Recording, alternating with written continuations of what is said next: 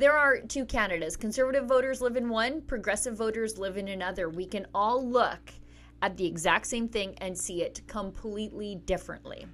That's very evident in the recent polling data from Angus Reid regarding the public's perception of how police treat protests in Canada. Let me show you, because as Canadians, we all start from roughly the same place, but then we wildly diverge. Canadians are near unanimous, 86%, in their belief that the right to protest is fundamentally important to Canadian democracy. You know, I'd love to meet the other 14% and then pick their commie brains. Let's keep going.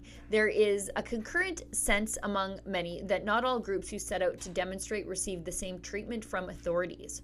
Overall, 2/3 of Canadians, or 64%, say the police give preferential treatment to certain groups when dealing with protests. 1 in 5, or 21%, disagree, led by those over the age of 54 at 26%.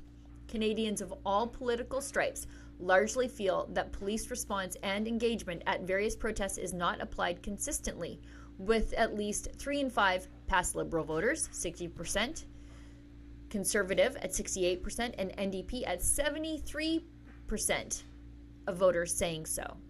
So, let's summarize. We as a society are concerned about political or uneven policing. We see clearly that some groups are getting preferential treatment.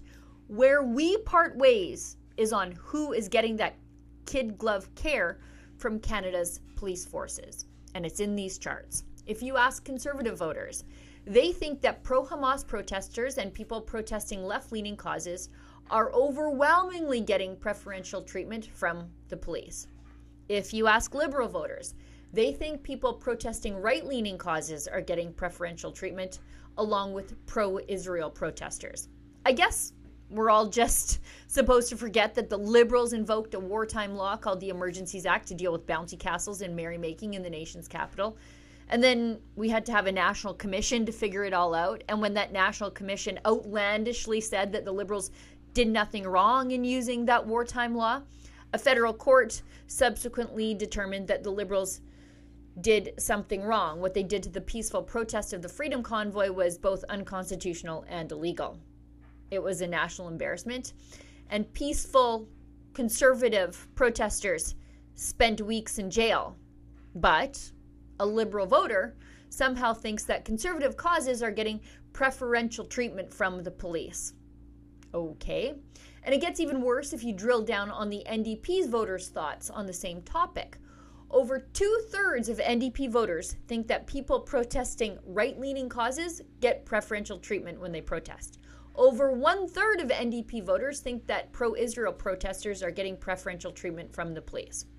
Now let me preface all of this by saying this is not an indictment of individual police officers, but rather a criticism of their political bosses aiming to be the next Bill Blair, a failed police chief who became a failed Liberal cabinet minister.